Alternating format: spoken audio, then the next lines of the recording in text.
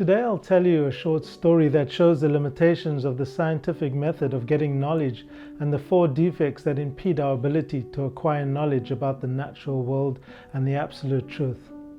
I'll give you an alternative way to receive knowledge that is perfect and free from these defects. Hi, what's up? It's Jyoti here from Infallible Wisdom, where we propound the highest truths, which is reality distinguished from illusion for the welfare of all. If you're new here, please hit that subscribe button so that you can get my latest videos. There was once a community of frogs living in a well near the Atlantic Ocean. None of them had ever been out of the well, so they knew nothing of the outside world. Then one day, a particularly athletic frog managed to leap outside the well. He began to explore outside the well. When he came to the beach, he saw the ocean. He was amazed. He'd never seen anything like it. Back in the well, the young frog excitedly asked to see the most learned frog in the community. The senior frog knew all there was to know about sociology, history, and geography of the world in a well. "Where have you been?" asked Dr. Frog of the young explorer. "What did you see?" "I saw a vast body of water," replied the young frog. "How vast? Was it twice the size of our well?" And Dr. Frog puffed himself up a little in appreciation of such a huge body of water. No, sir. It's much larger than that, you see." "Was it 4 times the size of our well?" Dr. Frog puffed himself up some more. No, sir. Much larger." 10 times the size of our well?" Dr. Frog puffed himself even more. No, you don't understand." And with that, Dr. Frog puffed himself up a little more, and finally he burst. This story shows the limitations of the scientific method of getting knowledge when applied to the ultimate questions, such as the origin of the universe or the existence and nature of God. Thousands of years ago, the Vedic sages analyzed the reasons why knowledge acquired through the material senses and mind is defective. First of all, the senses themselves are limited and imperfect. Second, we easily become illusioned. Third, we make mistakes. And the fourth, we have a tendency to cheat. We have imperfect senses. The first problem we face when trying to get accurate information about the external world is that our senses have physical limits. Take the eyes, for example. We can only see a tiny fraction of the total electromagnetic spectrum. In a dark room, we can't even see our hand in front of our face. Our hearing is limited also. Sound waves are measured in hertz. Human hearing extends from 20 hertz to up to 20,000 hertz. We're deaf to any vibration above or below this range. If we examine each of our remaining senses, we'll find similar limitations. Number 2, we are prone to illusion. Our second defect is that we're subject to illusion. Many of us have had the experience of seeing a rope lying in a dark room and becoming frightened, thinking it's a snake. The sense of touch is also prone to illusion.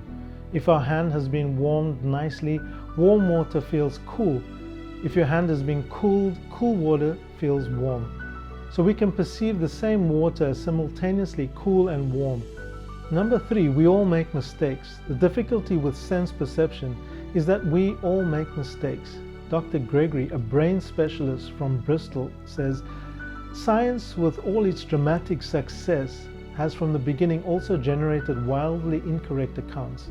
Stars as pinpricks in a crystal ball, electricity and heat as fluids, the brain as an organ to cool the blood, these all dramatic deviations from what we now know as truth. And when invented, they were deviations from what then appeared true." Number 4, we cheat. To err is human. The saying goes, but unfortunately humans sometimes go beyond innocent error and deliberately cheat. Scientists are not immune to this shortcoming. For many years, textbooks on evolution cited the Piltdown man as evidence that human beings have descended from an ape-like ancestor. In 1912, archaeologists excavated a human-like skull and an ape jaw from a gravel pit in Piltdown in the British Isles.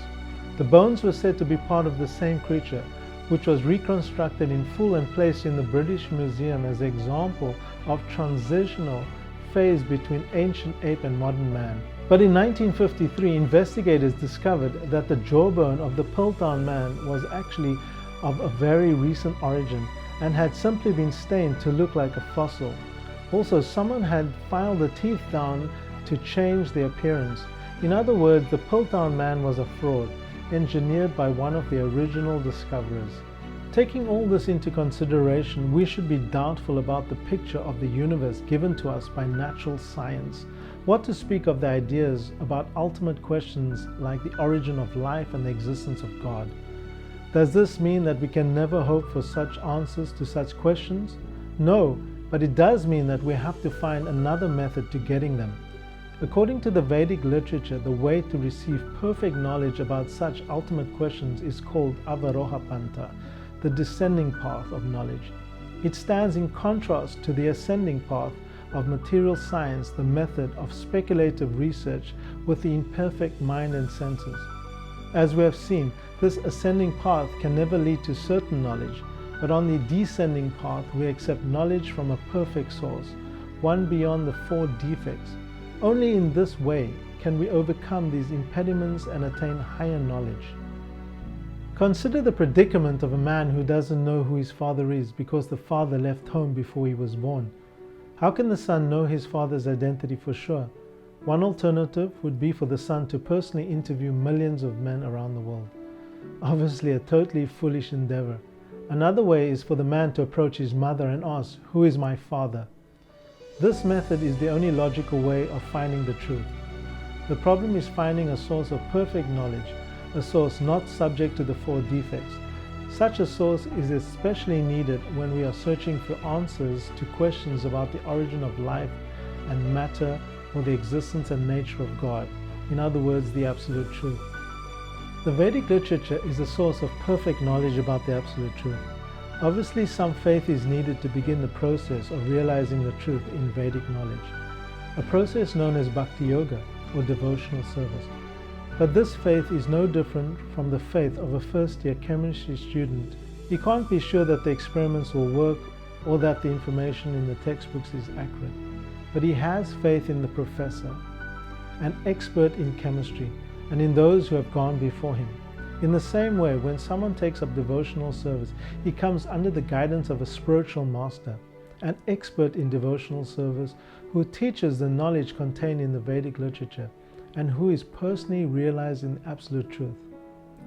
So the knowledge derived from the practice of Bhakti Yoga, though outside the material senses and mind, is as scientific as what we accept as scientific fact. The best way to attain perfect knowledge then is to approach a genuine spiritual master in the line of disciplic succession descending from the Supreme Personality of Godhead and to study the Vedic literature under his direction.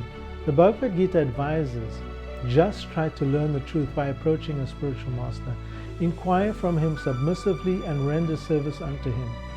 The self-realized souls can impart knowledge unto you because they have seen the truth.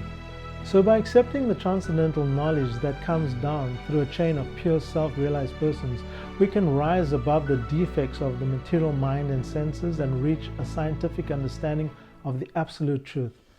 This is an alternative to the Dr. Frog's philosophy, which is ultimately a bust. So thank you for watching. If you have any tips of how we can overcome the 4 defects, then drop a comment below. If you like the content, please hit the subscribe button right now. See you in the next video. Goodbye.